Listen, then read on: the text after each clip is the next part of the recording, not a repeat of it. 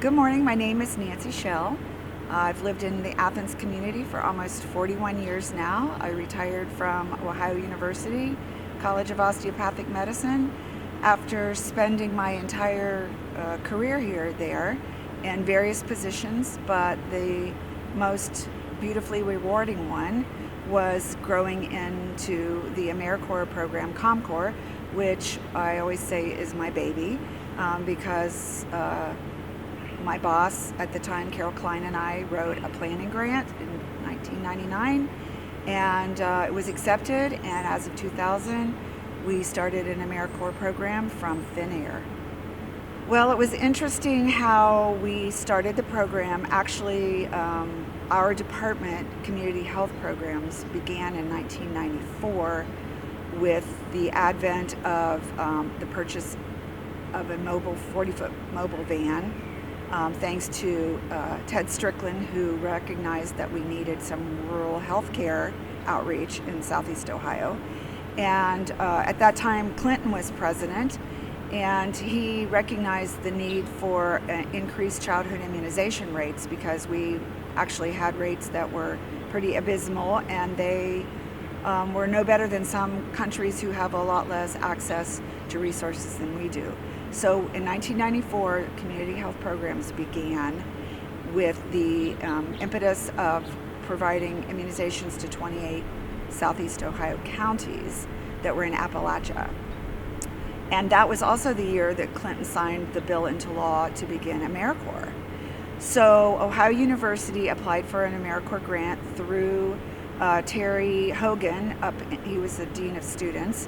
And he had all of these AmeriCorps members, and he wasn't quite sure what to do with them.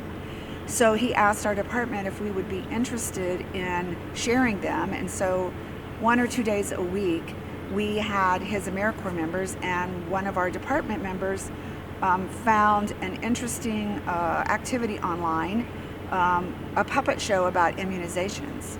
So we developed this puppet show and went around to the public schools to teach children about immunizations, because our hope was that they would go home and transfer the information to their parents, so the parents would be aware of the importance and the need for providing immunizations to their children. So that's how AmeriCorps started in Athens, the original year that the program began nationwide.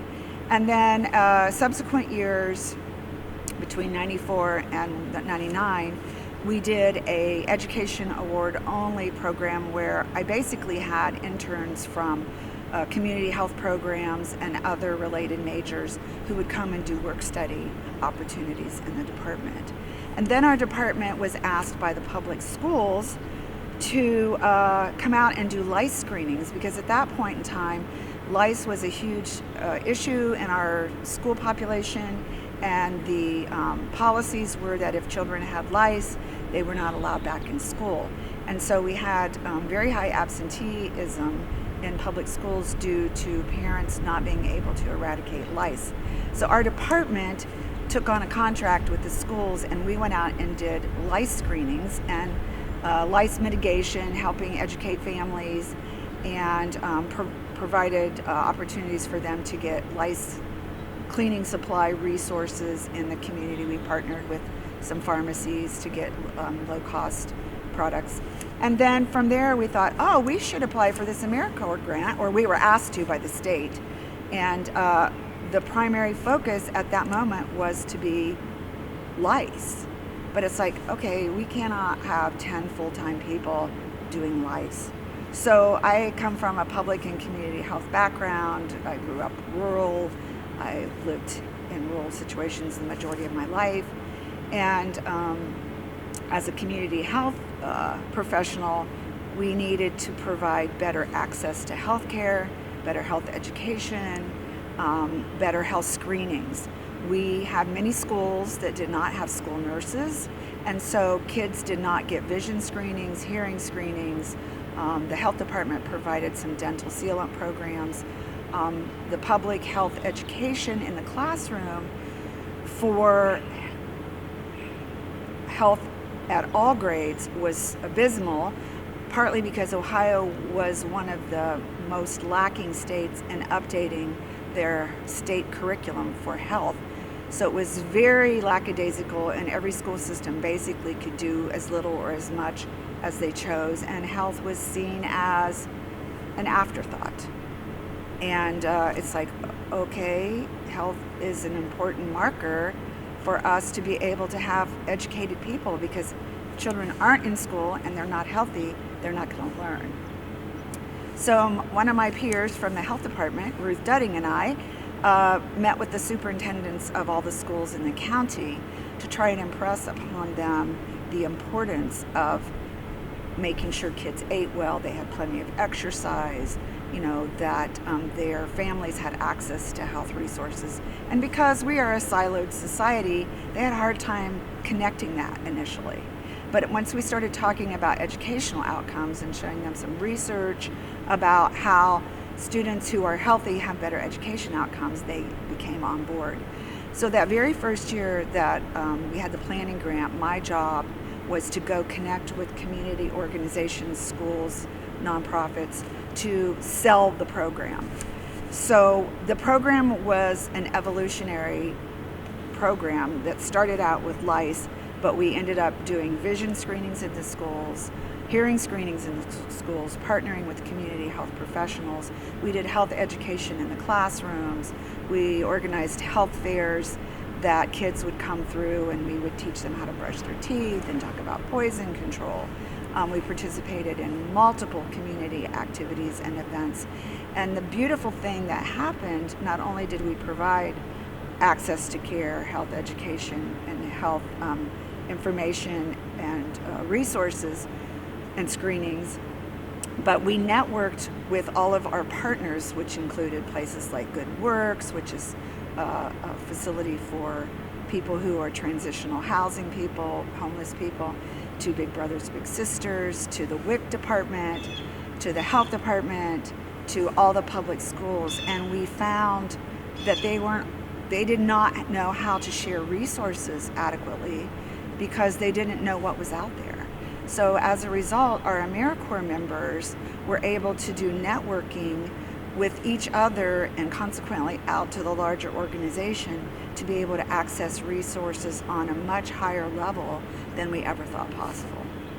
I have been privileged during my retirement to, when I first retired, I worked in the schools with AmeriCorps members to provide classroom nutrition and food preparation in Morrison School. And subsequent to that, almost every year I've been privileged enough to go back and do training with the AmeriCorps members. So the program has evolved and changed because the federal mandates and the state directives have changed, and they became much more focused in food insecurity and food issues, which obviously are a building block to health.